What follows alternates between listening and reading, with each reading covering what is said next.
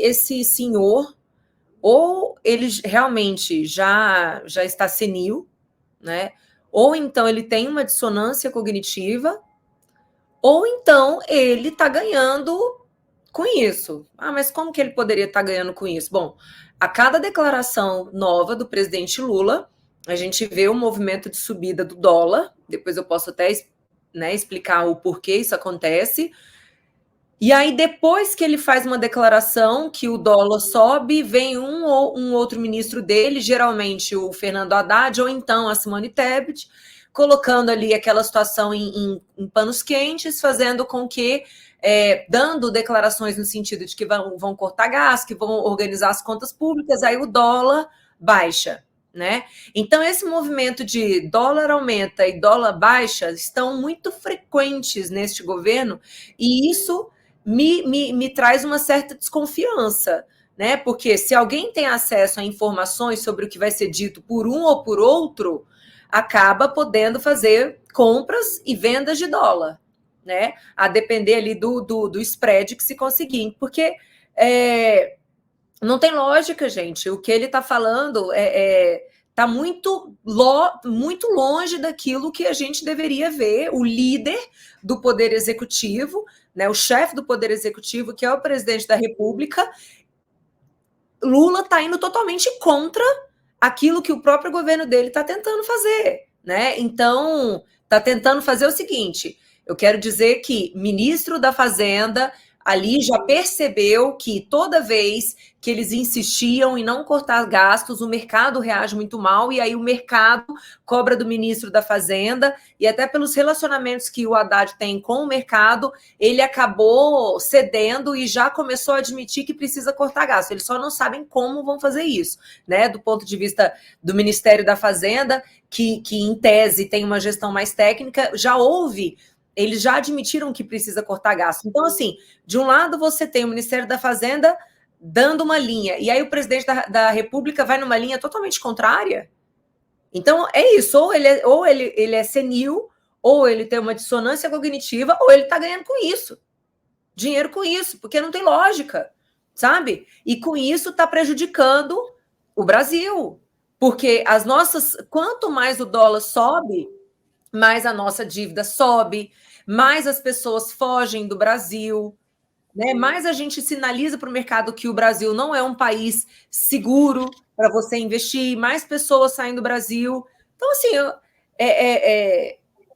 eu não consigo entender, de verdade, eu não consigo entender. Primeiro, estamos no pior déficit, tá, de contas públicas. Hoje o déficit no Brasil ele é superior ao déficit que o Brasil viveu durante o período da pandemia. Tá certo? Quando o presidente Lula assumiu esse governo, ele pegou o orçamento público superavitário. E ele já conseguiu acabar com o superávit e já colocou o orçamento público no pior déficit da história. Tá? A gente sabe que déficit nas contas públicas pressiona a inflação. Por quê? Se o governo gasta demais, ele coloca mais dinheiro na economia, colocando mais dinheiro na economia, a gente sabe que a moeda tende a se desvalorizar e mais pessoas vão buscar adquirir produtos e mais pessoas buscando fazer compras, mais os produtos sobem. Então, assim, logo ele, que critica tanto Campos Neto, que junto com o Copom, decidiu manter a taxa de juros mais elevada no Brasil exatamente para controlar a inflação, logo ele que critica Campos Neto é aquele que sinaliza que o governo vai continuar gastando para caramba e que, consequentemente, a gente vai ter esses movimentos acontecendo, movimento inflacionário, movimento de desvalorização da moeda, movimento de desvalorização das ações das empresas brasileiras, porque a Bolsa também cai a cada declaração dessa do Lula. Então, assim, o Lula, ele é o grande inimigo do Brasil.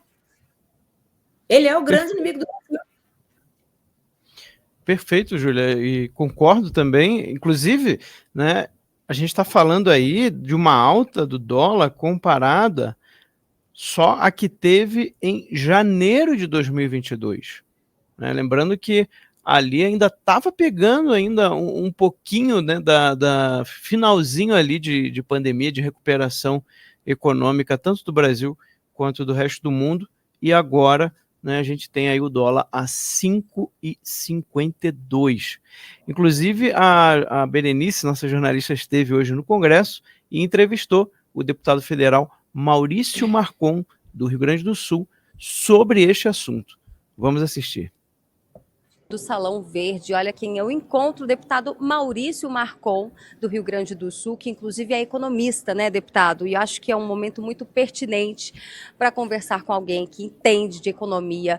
Nesta quarta-feira nós tivemos um pico do dólar, né? Acho que algo ainda não registrado no governo Lula, um pico tão alto de mais de R$5, né? R$5,50, chegou a 5,52, salvo me engano.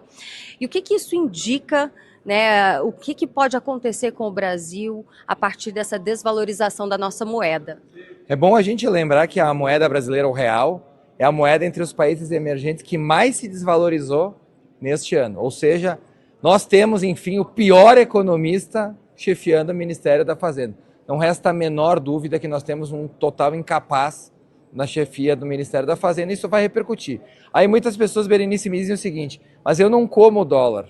Mas 30% do combustível importado é dólar, boa parte dos alimentos é dólar, produtos de higiene e limpeza também são baseados na cotação do dólar. Então o que acontece? Conforme a nossa moeda vai desvalorizando, nós vamos empobrecendo perante o mundo.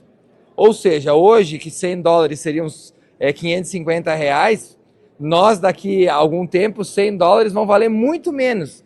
Ou seja, nós estamos empobrecendo. Isso por quê? Porque o governo federal gasta tudo que dá, além do que dá, tributou, nós tivemos um aumento da carga tributária, os dias trabalhados que haviam caído durante a gestão Bolsonaro, voltaram a subir durante a gestão Lula, ou seja, a gente tem aquela receita da tragédia, né? O que a Argentina fez durante os governos de esquerda do Alberto Fernandes é o que está sendo implementado aqui.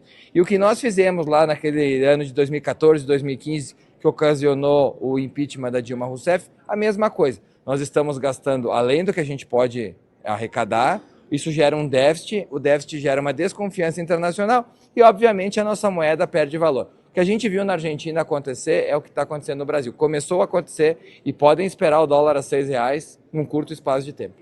É mesmo? Quanto tempo o senhor acredita?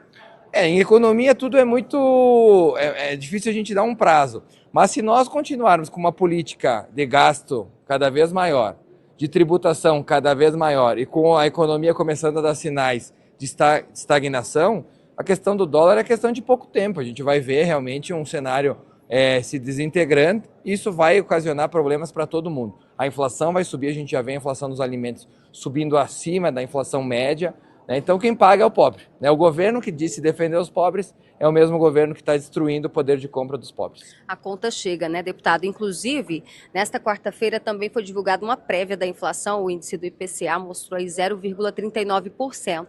Mas a grande mídia, né, a extrema imprensa, está amenizando e dizendo o seguinte: olha, o mercado esperava mais. Então, assim, de acordo com a expectativa, esse número é bom, é menor do que a gente esperava. O que o senhor acha disso? A gente tem que lembrar que quem tem o controle da inflação é o Campos Neto, tão criticado pelo presidente Lula, né? Ou seja, a gente foi escolhido o melhor presidente do Banco Central do mundo por 2 oportunidades. É óbvio, se é bom não serve para o PT, né? Se fosse ruim, estaria nas fileiras do PT, né? Se é bom, não serve para o PT.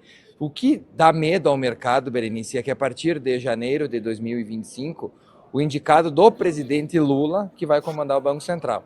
A gente já ouviu 3 nomes aqui: Dilma Rousseff, Guido Mantega e Aloysio Mercadante. Esses 3 nomes causam pavor no mercado, porque sabidamente são terraplanistas econômicos, ou seja, eles acreditam em algo que não faz o menor sentido.